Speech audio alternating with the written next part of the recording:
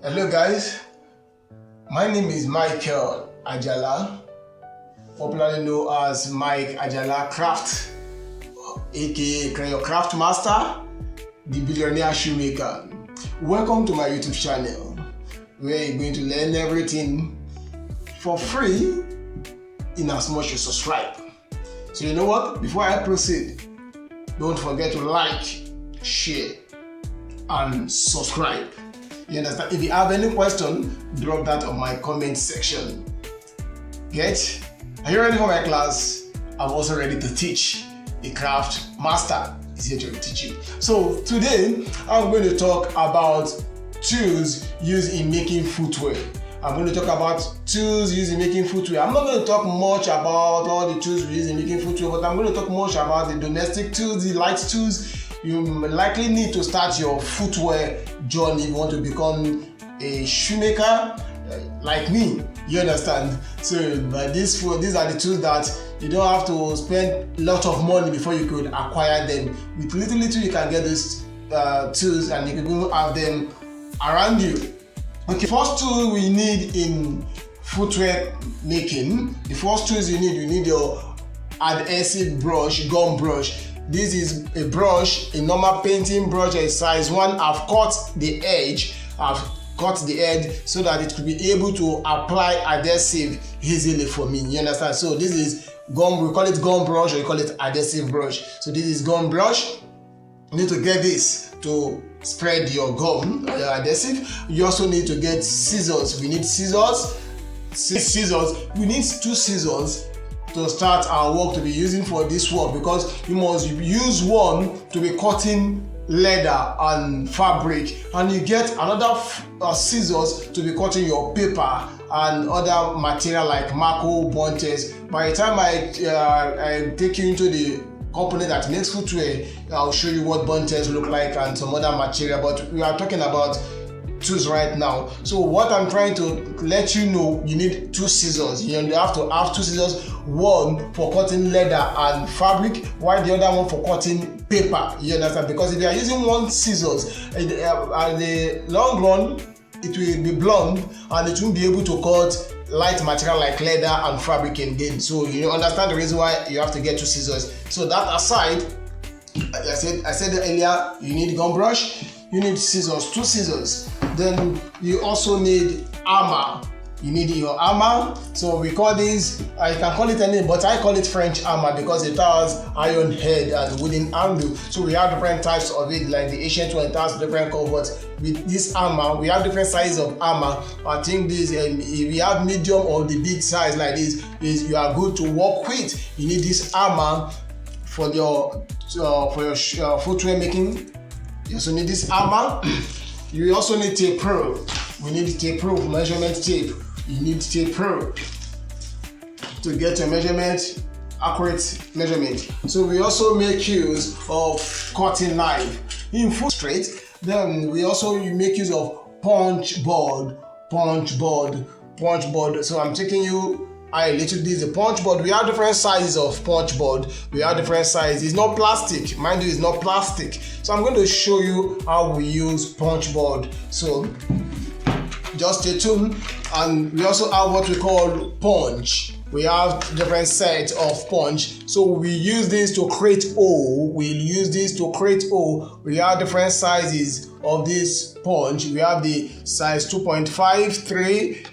We have, you can see the number is, we have them on it, if you can see that. So we have different, so the bigger the number, the bigger the mouth of the hole. We use this to create holes on our material in place of working. So we have the regular name for this, just call it punch, but the real name we can call it over punch, OVAL, over punch. You understand? This is a punch for you. So we use this punch together with punch board. We use this punch together with punch board. So let me show you how this punch board and this punch is being used. I told you we have punch board and we have punch. So I have to place it. Let's say I want to create hole. If I'm to create hole on this leather now, I have to place my leather on my punch board. Then I place my punch on the leather. Then I use my hammer on it.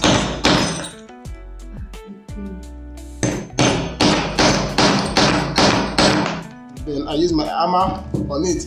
So you can see now. So I use this to create hole. If I want a smaller hole,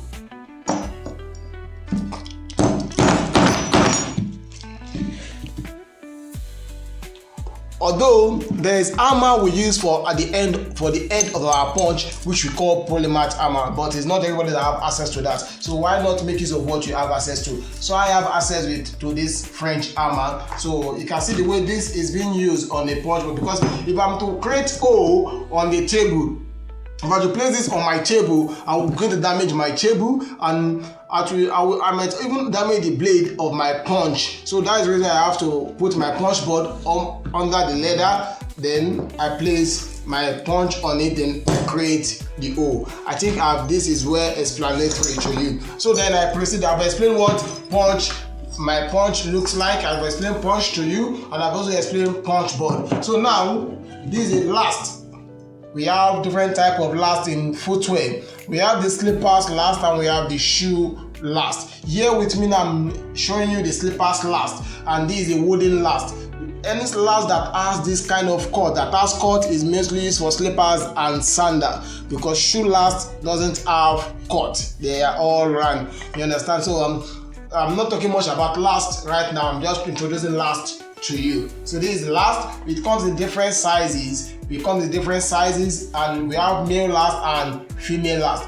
What I'm having here right now is female last of size 41 flat leg. You can see the way it is. You understand? So I take that away. Then we also make use of lasting plier. So this is mostly needed when making shoe, you understand? But if I'm making slippers or sandal, I can work without this lasting plier. You understand? By the time you watch some of my videos where I'm working, you making slippers or sandal, you won't see me using lasting plier. It's when I'm making shoes that I make use of lasting plier. So this, I just have to introduce this to you. This is a lasting plier. So then I must not escape this. This is what we call marking pen. Some people call it silver pen. Some people call it silver pen. Some people call it.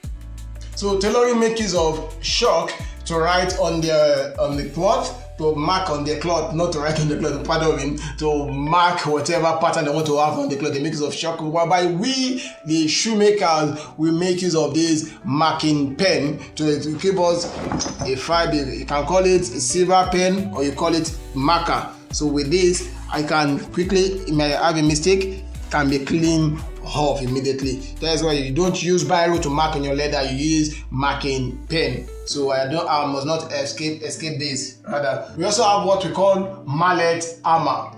Mallet hammer, it has rubber head and wooden handles, lighter than French hammer. So mallet hammer is mostly used anytime we have a work whereby you are joining two light material together, like you have to gum two leathers together and you're working on insole. So instead of using this French hammer on leather, on a fabric surface, so we rather use a mallet hammer because of the rubber head it has and the fluffy texture is going to give to you. You understand that? Okay, thank you for watching, and I believe with this you'll be able to understand the tools we use in making footwear and the important tools you needed to get for your footwear journey. Don't forget to like, share. I will also appreciate if you can share this video. Then I also want you to like. So I'm open for you at any time you want me to come and give you a class. My name is Michael Ajala, the billionaire shoemaker. Thank you for having me. Love you.